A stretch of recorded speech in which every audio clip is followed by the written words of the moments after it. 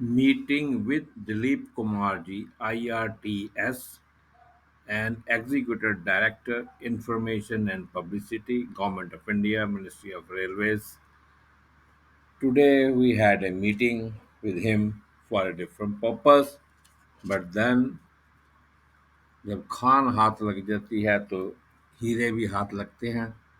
ऐसा ही हीरा एक हमारे पास आया है जिसके अंदर कम से कम 50 गुरु मंत्र तो हैं ही है।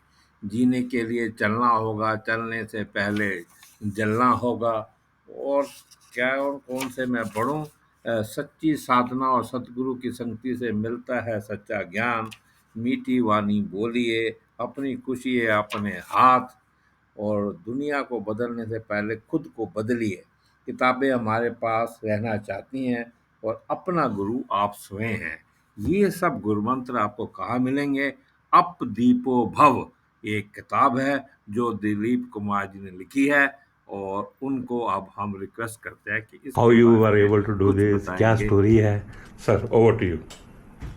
अप दीपो भव पुस्तक मैंने कोविड काल में लिखी थी और इसमें मैंने अपने उन निजी विचारों को संकलित किया है जो कि जीवन को जीने के लिए ज़रूरी है।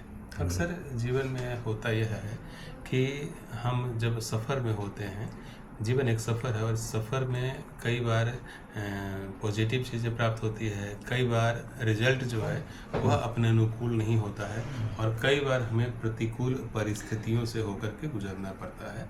तो इन तीनों परिस्थितियों में हमें जीवन कैसे जीना चाहिए, बढ़ते समय विफलताओं से दो चार होना चाहिए, इन सब बातों को मैंने अपनी इस पुस्तक अप दीपो भव में संकलित किया है। इसका जो थीम लाइन है वो है कि जीतने के लिए चलना होगा, यानी कि जो बंदा चलेगा जीत उसी की होगी और चलने से पहले जलना होगा।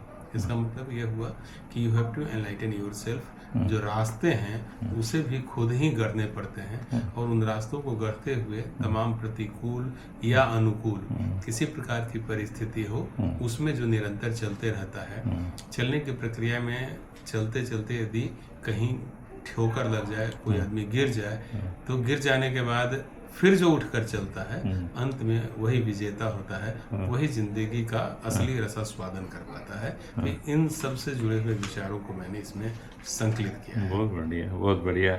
हम सोच रहे थे कि कोई कॉल विदाउट नेचर की नहीं होती। Today's call was from the nature.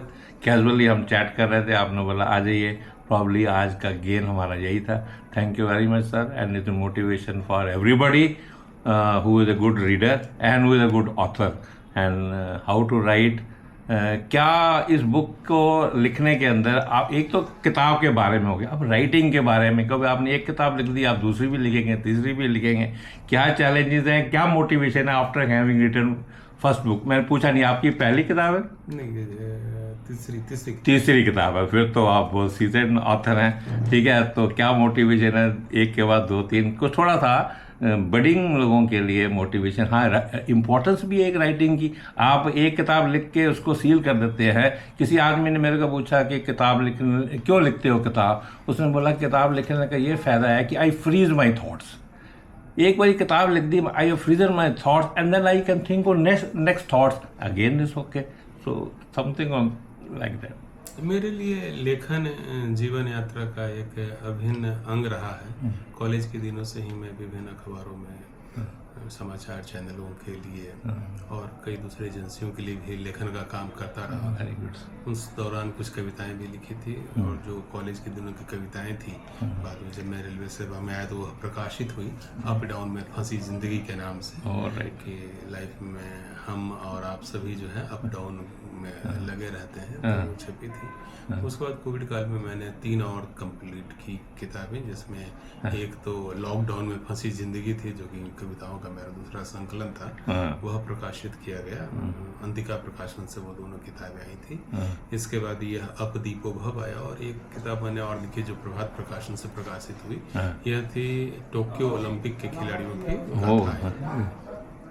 तो ये 4 किताबें मैंने अभी तक लिखी हैं। हाँ। और निश्चित रूप से लेखन को लोग टफ मानते हैं, लेकिन मेरे लिए कभी भी लेखन एक टफ काम नहीं रहा है। हाँ। ये जीवन में जो स्वतंत्र रूप से हम फ्लो करते रहते हैं, हाँ। तो आइडियाज आते रहते हैं, उन आइडियाज को हम लोग अलग अलग तरीके से, चाहे तो काव्य में हुआ या गद्य में हुआ, हाँ। समेटते रहते हैं। हाँ। तो उसी प्रक्रिया के तहत हाँ। ये सारी किताबें तैयार हो गई है। और किताबें तो पहले भी तैयार थी, लेकिन कोविड काल में थोड़ा सा फुर्सत मिला, तो हाँ। उसको हम लोगों ने ये पुस्तक के अनुकूल ढाल लिया, उस समय का सदुपयोग करते हुए, क्योंकि उस समय दफ्तर जाने की जरूरत नहीं थी, सारा काम हम लोग घर से करते थे, तो काम अपेक्षाकृत कम समय में हो जाया करता था।